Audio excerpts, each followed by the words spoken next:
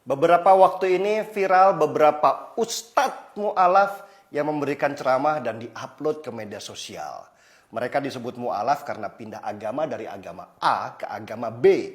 Sebagai orang yang mengenal agama baru, seharusnya si mu'alaf ini di agama apapun mulai belajar menggali ilmu supaya semakin cerdas dan berwawasan.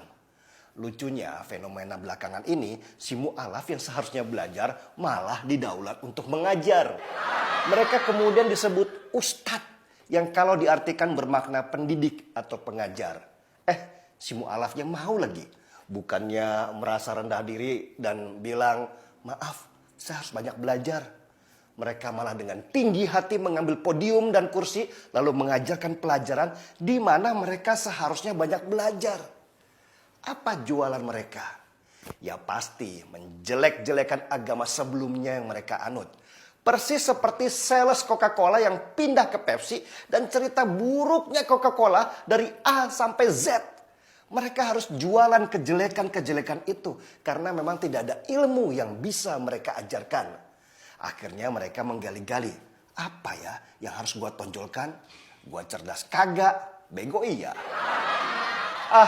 Enaknya jualan keburukan. Pasti ada yang beli karena bad news is a good news.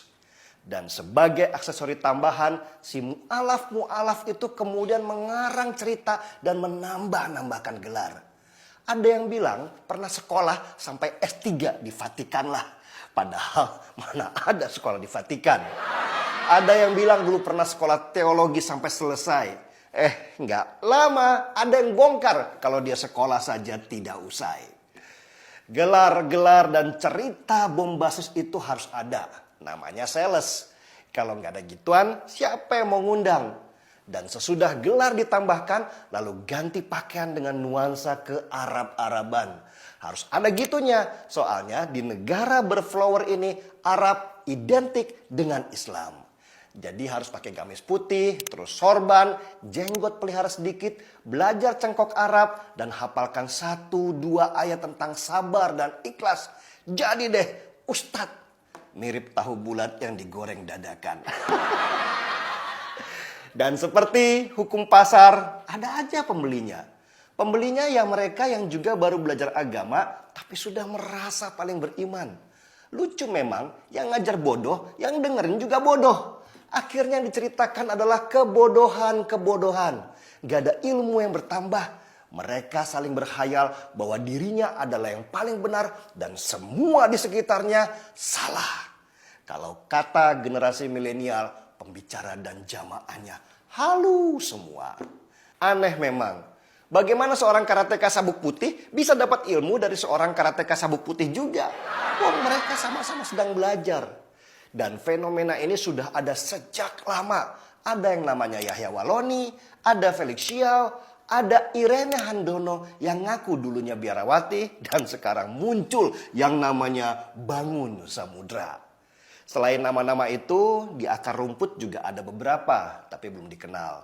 Mereka sedang meniti karir dengan menambah jam terbang supaya harganya semakin mahal.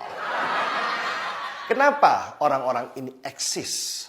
Karena Indonesia sangat liberal dalam hal pengajar agama, khususnya Islam. Tidak ada lembaga khusus untuk sertifikasi pengajar. Semua bebas untuk mengajar dan menyampaikan pemikiran agama. Beda dengan banyak negara muslim lainnya yang bahkan untuk ceramah di hari Jumat pun sudah diarahkan supaya umat tidak kebingungan dengan perbedaan tafsir. Dan ini adalah bom waktu ke depan. Para ustadz mu'alaf dan ustadz baru belajar itu sedang menanamkan kebodohan dalam benak jamaahnya.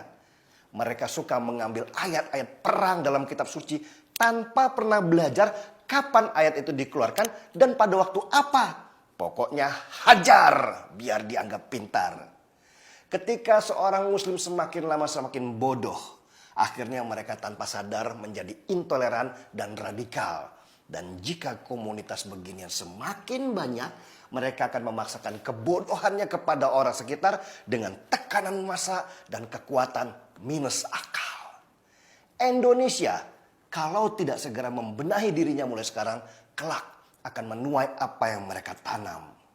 Saya jadi teringat perkataan Rasulullah Shallallahu Alaihi Wasallam di masa-masa akhir beliau. Umatku akan banyak di akhir zaman, tapi mereka seperti buih di lautan. Mari kita bongkar semua. Saya seruput kopi dulu.